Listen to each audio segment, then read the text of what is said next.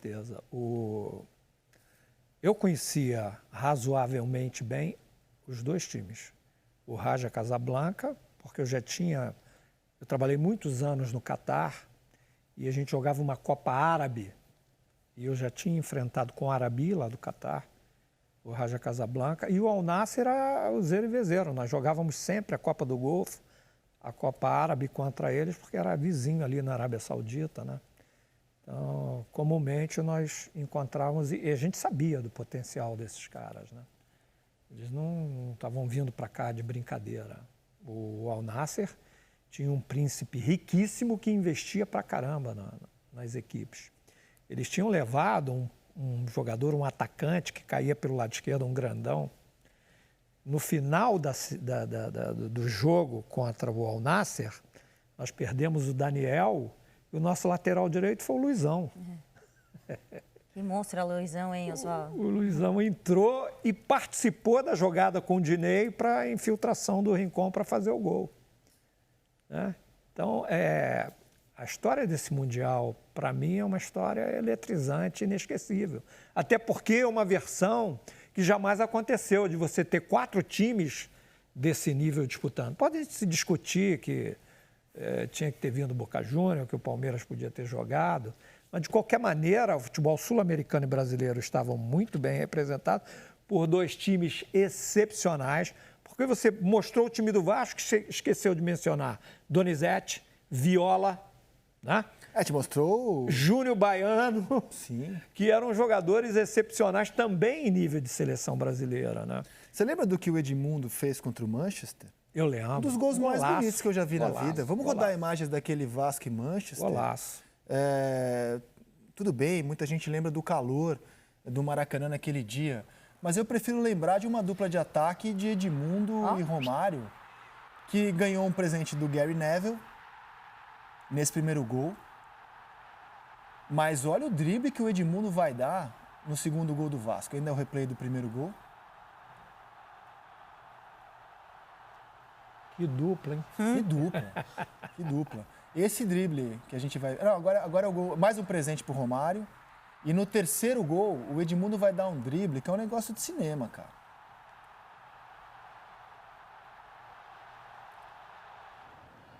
Acho que tinha uma certa soberba também dos europeus, que não imaginavam enfrentar isso aí. Gira de esquerda e vai entrar de direita, né? Esse era o time do Vasco. O drible foi no Silvestre, que é um zagueiro de seleção também, de Copa do Mundo. Uma colocação, Rizek, que muitos falam ou falavam, né? Mas os times vêm para cá e não levaram a competição, né? Dentro da exigência ou do preparo necessário, né?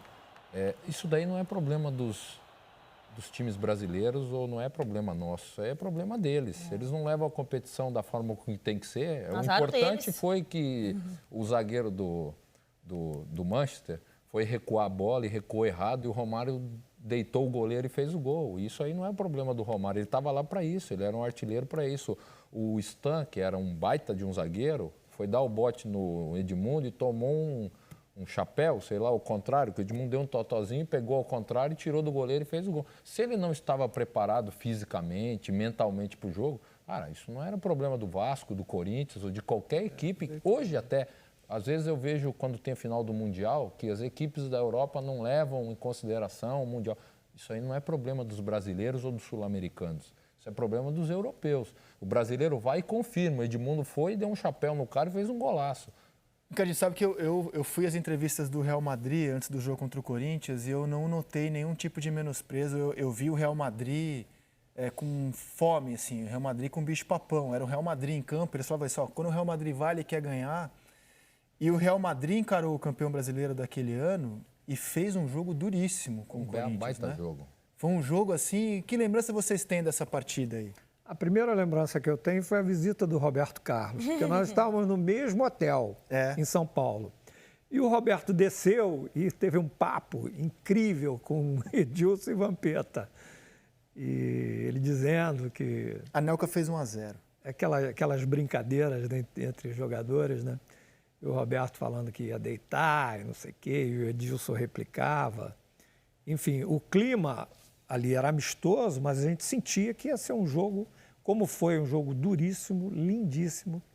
Esse gol foi anulado. Você pode dizer que aquela bola contra o Raja não entrou, mas anularam mal o gol do Corinthians naquele Mundial também. Exatamente. E que nos daria a vitória. O Edilson empatou e depois vai fazer o que é uma obra-prima, né? O segundo gol do Corinthians. Isso aí, esse segundo gol do Edilson, dentro dessa conversa que o Oswaldo colocou, do Roberto, houve não um erro, mas uma colocação de que o Carambê não conhecia o Edilson. Chegou isso logo para o Edilson. Podia chegar para qualquer um, menos para o Edilson. O Oswaldo sabe disso, porque sabe como é que é o jeito do Edilson e ele é o jogador de ir para cima mesmo. Então ele falou, não, uma caneta eu vou. Daí ele deu a caneta no Garambeu e ainda fez um golaço, quer dizer, marcou mais ainda a jogada dele, né? Foi o Diário Lance que trouxe essa questão, reportagem do Luiz Augusto Simon. Ele ficou sabendo que o Carembê não sabia quem era o Edilson. E ele foi repercutir com o Edilson, o Carembê lá não sabe quem é você. Aí o Edilson falou, você não sabe, aí vai saber amanhã. E foi a capa do Lance. E é uma das capas mais felizes da história do jornal, porque a promessa se concretizou. Sim. Né? O Lance trazia essa história e o Edilson prometeu e cumpriu em cima de um jogador que tinha sido campeão do mundo com a França 2 anos antes, que é o Carembê.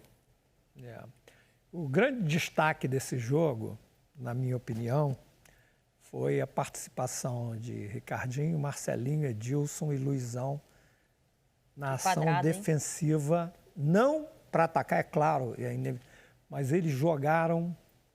O Ricardinho teve uma leitura, depois a gente falou muito disso, porque o Vampeta saía, né? E o Vampeta era a nossa válvula de escape.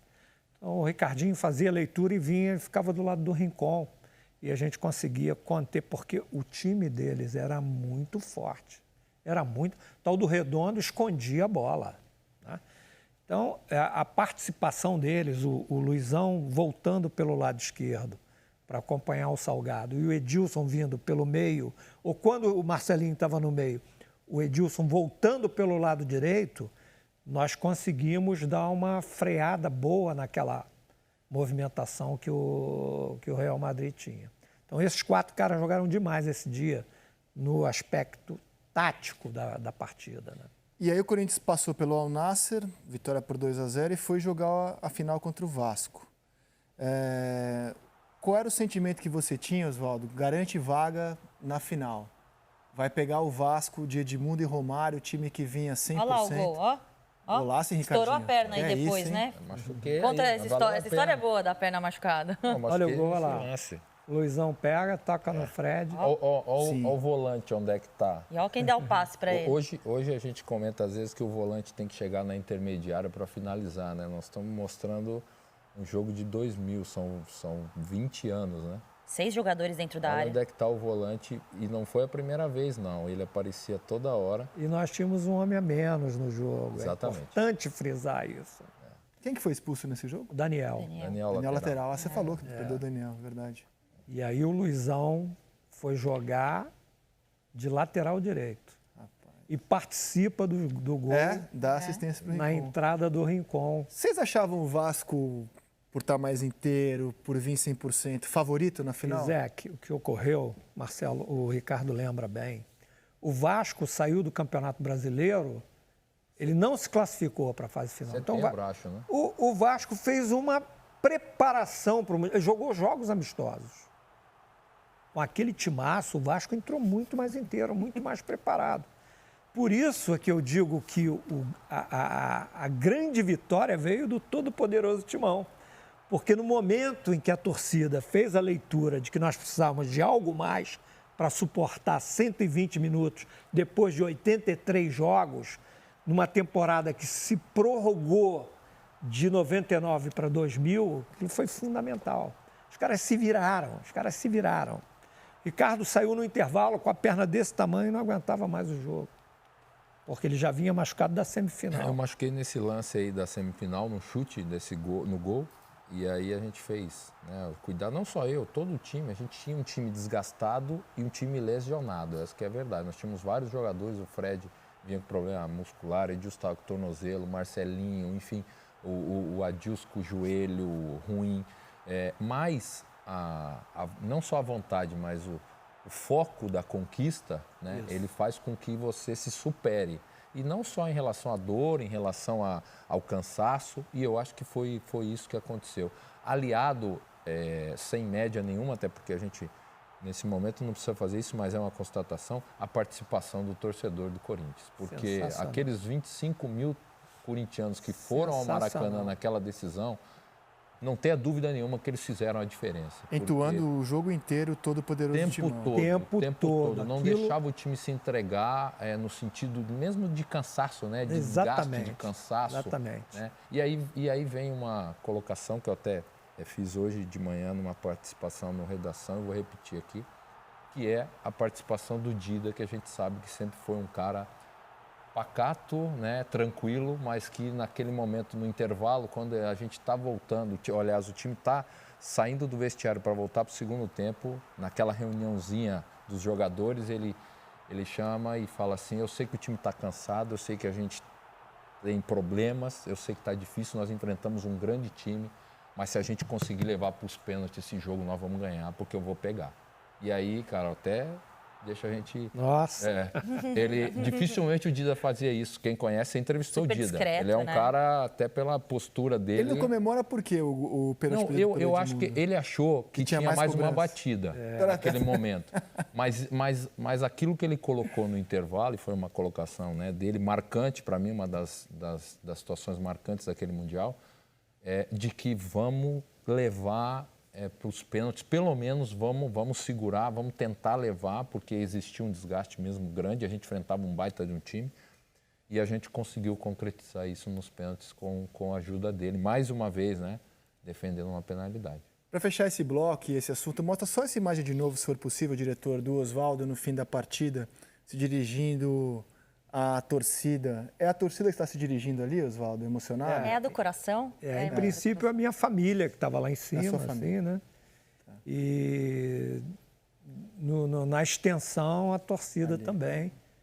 O abraço, na verdade, é para a torcida, né? Que simbolizando, eu estava abraçando a todos eles e agradecendo o que eles fizeram, né? Porque foi, Ricardo falou, foi uma sensação maravilhosa.